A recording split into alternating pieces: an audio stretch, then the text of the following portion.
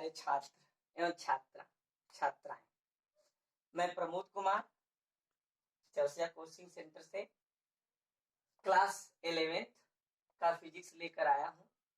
जैसे कि आप कक्षा 9, 10 में आप फिजिक्स की परिभाषा पढ़े होंगे, फिर हम एक बार रिपीट कर दे रहे हैं और बाकी जो लिखा हुआ इसको हम बताएंगे। ठीक है। फिजिक्स में होता है भौतिक विज्ञान, ठीक है ना। अब फिजिक्स की उत्पत्ति, ठीक है, लैटिन भाषा नहीं, लैटिन एक ग्रीक भाषा, लैटिन नहीं ग्रीक भाषा फियाउसिस से हुई है। फिजिक्स की उत्पत्ति फिजिक्स शब्द की उत्पत्ति किससे हुई है? फियाउसिस से हुई है, जिसका अर्थ होता है प्रकृति। एक बार फिर सुनिए, फिजिक्स की उत्पत्ति या फिजिक्स शब्द की उत्पत्ति ग्रीक शब्द या ग्रीक भाषा फियाउसिस से हुई है, जिसका अर्थ होता है प्रकृति। क्या होता है? प्रकृति। ठीक है। अब भौतिक विज्ञान की परिभाषा मुझबानी ही सुनिए, लिखेंगे नहीं। भौतिक विज्ञान किसे कहते हैं? भौतिक विज्ञान विज्ञान की वह शाखा है, भौतिक विज्ञान विज्ञान की वह शाखा है जिसके अंतर्गत द्रव्य एवं ऊर्जा के अनोन्य क्रियाओं या के स्वरूपों के अनोन्य क्रियाओं का अध्ययन किया जाता है। उसे क्या कहते हैं? फिजिक्स कहते हैं, यानी भौतिक विज्ञान कहते हैं। ठीक है। और भौतिक विज्ञान के जन्मदाता किसे कहा गया है? न्यूटन। किसको कहा गया है? न्यूटन को कहा गया है। ठीक है, यानी कि जन्मदाता, पिता। ठीक है, ये आप लर्न करिएगा, याद रखिएगा, कभी कभी कोई पूछ भी देते हैं। अब फिजिक्स में हम क्लास 11 के फिजिक्स में यूनिट 1 पढ़ेंगे, इकाई 1, लेसन 1, भौतिक जगत पार्ट 1। ठीक है, यानी भौतिक जगत में यही देखना है कि जो भौतिक विज्ञान में नियम होते हैं और जो उसमें वैज्ञानिक लोग होते हैं, उनका जो खोज किए हैं, जो प्रमेय प्रतिपादित किए हैं, उन सब लोगों के बारे में पढ़ेंगे। लगभग 10, 15 या 20 होंगे, उनको हम ऐसे पढ़ेंगे। ठीक है। तो उसमें पहली हेडिंग आपकी है प्रौद्योगिक उपलब्धियां एवं संबंधित वैज्ञानिक सिद्धांत, यानी कि प्रौद्योगिक उपलब्धियां कौन कौन सी हैं और संबंधित वैज्ञानिक सिद्धांत, यानी किस वैज्ञानिक ने अपने कौन से सिद्धांत को प्रतिपादित किया है, उसी को हम यहाँ पर देखेंगे। इसमें से आपका 2 नंबर का एक क्वेश्चन परफेक्ट बनेगा, यानी कि 20 पॉइंट होगी या 15 पॉइंट होगी, जो हम यहाँ पर सीरियल नंबर में क्रमांक में दे रखे हैं। हम यहाँ पर 10, अब 10 में अभी इसमें भी 10 हो सकता है या 5 भी हो सकता है, हम पार्ट 2 में यानी कि भाग 2 में लेकर आएंगे। ठीक है, तो इसको आप लर्न करिएगा। क्रमांक 1 में राकेट नोदन, है ना, देखते होंगे अक्सर राकेट के बारे में, जो न्यूटन के गति के तृतीय नियम पर लागू किया जाता है।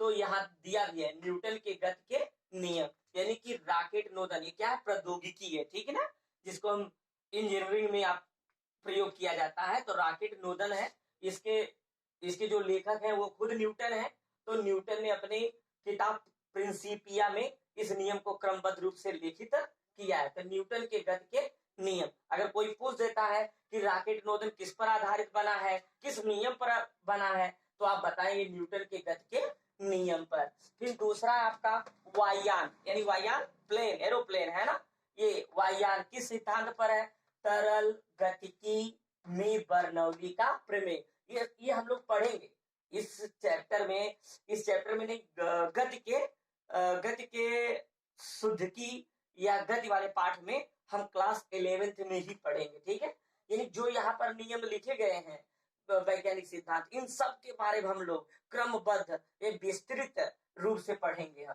तो तीसरा है जल वैद्युत शक्ति, है ना, जल वैद्युत शक्ति, ये यंत्र जो है, प्रौद्योगिकी जो है, किस नियम पर आधारित है? गुरुत्वीय स्थितिज ऊर्जा, है ना, गुरुत्वीय स्थितिज ऊर्जा का वैद्युत ऊर्जा में रूपांतरण है। ठीक है। अब सोनार है। सोनार क्या है? प्रस्रव्य परास्रव्य तरंगों का परावर्तन। पराश्रव तरंगे, हम लोग तरंग वाला पाठ पढ़ेंगे तो उसमें पढ़ेंगे कि तरंग कितने प्रकार की होती है ना, उसमें हम आपको बताएंगे पराश्रव तरंग, अवसरव तरंग है ना, ये सब होती है, उनके बारे में भी बताएंगे। तो उष्मा इंजन एवं प्रशीतक है ना। अब ये जो प्रौद्योगिकी है यह किस नियम पर बना हुआ है? उष्मा गतिकी के नियम। ये जान लीजिए कि प्रश्न में बनेगा उष्मा इंजन एवं प्रशीतक किस सिद्धांत पर प्रतिपादित किया गया है, किस सिद्धांत पर बनाया गया है, तो आपका आंसर क्या होगा? उष्मा गतिकी के नियम पर बनाया गया है। फिर प्रकाशिक, क्या लिखा है? प्रकाशिक रेशे। जो प्रकाशिक रेशे भी कई प्रकार के होते हैं, हम 6 में भी पढ़े हैं, 7th में भी पढ़े हैं। तो यहाँ पर प्रकाशिक रेशे है। ये प्रकाशिक रेशे किस सिद्धांत पर बनाया गया है? प्रकाश का पूर्ण आंतरिक परावर्तन। आप कक्षा 10 में पढ़े हैं, पूर्ण आंतरिक परावर्तन, उसी नियम पर इसको बनाया गया प्रकाशिक रेशे, ठीक है ना। और भैया कण त्वरित है, छोटे छोटे जो कण होते हैं वो कैसे त्वरित होते हैं, वो किस सिद्धांत पर है? तो ये देखिए क्या है, आवेशित कण की गति, यानी कि जब किसी भी कण में या किसी भी वस्तु में जब विद्युत धारा प्रवाहित करते हैं तो उसमें जो इलेक्ट्रॉन होता है वो एक स्थान से दूसरे स्थान पे जाता है, यानी कि वैद्युत चुंबकीय है ना, वैद्युत चुंबकीय आवेशित कण की गति पर इसे बनाया गया है। तो आप जानते हैं कि मूल कण कितने होते हैं? मूल कण 3 होते हैं ना, इलेक्ट्रॉन, प्रोटॉन और न्यूट्रॉन होते हैं, ये केमिस्ट्री में आप पढ़ लेंगे। तो अब क्या है? वैद्युत जनित्र है ना, वैद्युत जनित्र जनरेटर जिसे आप कहते हैं ना, इलेक्ट्रिक जनरेटर है ना। अक्सर शादी विवाह में देखते हैं जनरेटर रहता है, तभी जो है शादी विवाह में इतना अधिक हम लोग प्रोग्राम करते रहते हैं, प्रकाश वहां पर चलता रहता है। तो वैद्युत जनित्र है, जनरेटर जिसे कहते हैं।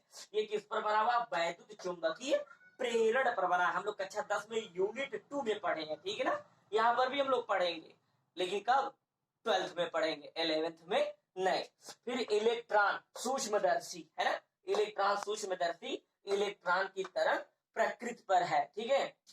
फिर दिया प्रकाश वैद्युत प्रभाव के नियम या सिद्धांत पर बनाया गया है। इसको आप अगर लर्न कर लेते हैं, और अभी जो नेक्स्ट वीडियो में भाग 2 में हम लेके आएंगे, वो जो है उसमें भी 10 या 5 होंगे, उनको अगर आप लर्न कर लेते हैं तो आप कॉम्पिटिटिव पेपर में भी आपका काम करेगा, यहाँ पर भी काम करेगा, कम से कम 2 नंबर तो आप अचीव कर सकते हैं, ठीक है ना। छात्रों इसको ध्यान से पढ़िए, नोट कर लीजिए, और ये वीडियो अगर अच्छी लगी हो तो लाइक शेयर करना ना भूलें। चौरसिया कोचिंग चैनल को सब्सक्राइब कीजिए और बेल आइकन को भी दबाइए। Thank you.